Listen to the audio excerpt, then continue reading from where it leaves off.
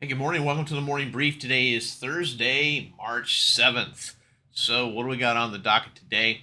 8:30 here, we had unemployment claims which came in as expected. So, nothing to be upset about there one way or the other as expected. Revised non-farm productivity was slightly better.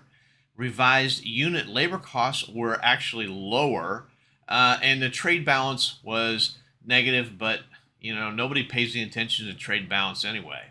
8:45, we've got some euro numbers, and at 10 o'clock, we have Fed Chair Powell speaking.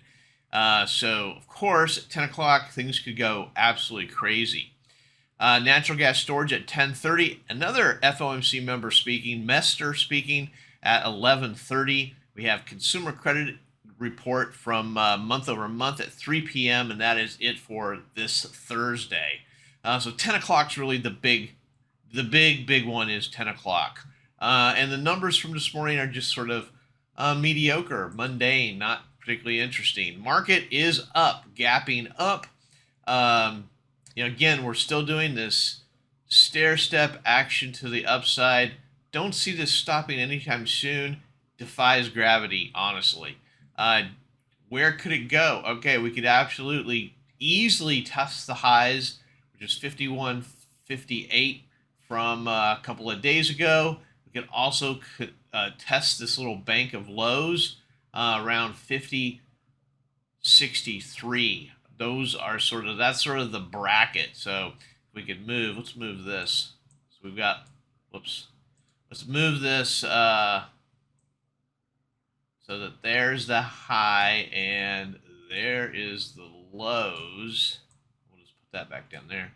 And that sort of gives us this kind of a range. We certainly could break above. There's definitely movement, the ability to move higher or lower if it could significantly break the trend line and or break those lows.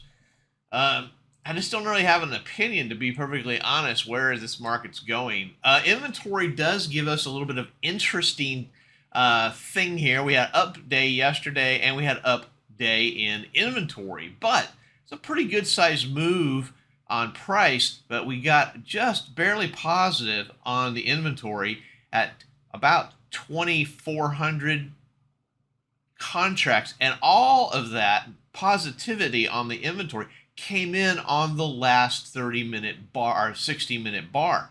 That's crazy. So really, we really look at this, you can see that there is divergence. There's some divergence here. Again, what I'm seeing in inventory is that there's a slow progression of, hopefully it's the smart money slowly getting out as this market continues to look awfully toppy.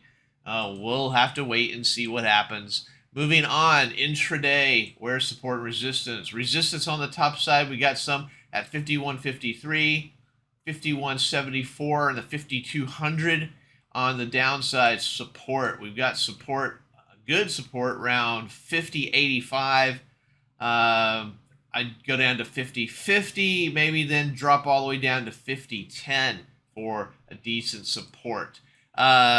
Stock Trader's Almanac for today is 47.6. So there's a 52.4% chance, 52.4, yes, percent, make sure my math is right, that the market will go down today. So a negative expectancy. Also kind of interesting, the overnight action was 49 points. 49 points. That's a ton.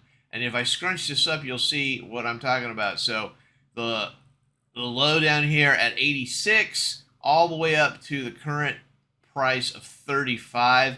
So that's right at almost 50 points there. So lots of overnight action. Just always leads into lots of volatility for the day session. And that's all I've got for today. Hope you have a great day. Remember to comment, like, and subscribe. See you guys tomorrow. Hey, thanks for watching the morning brief. Check out my website for more information, oneononetrading.com.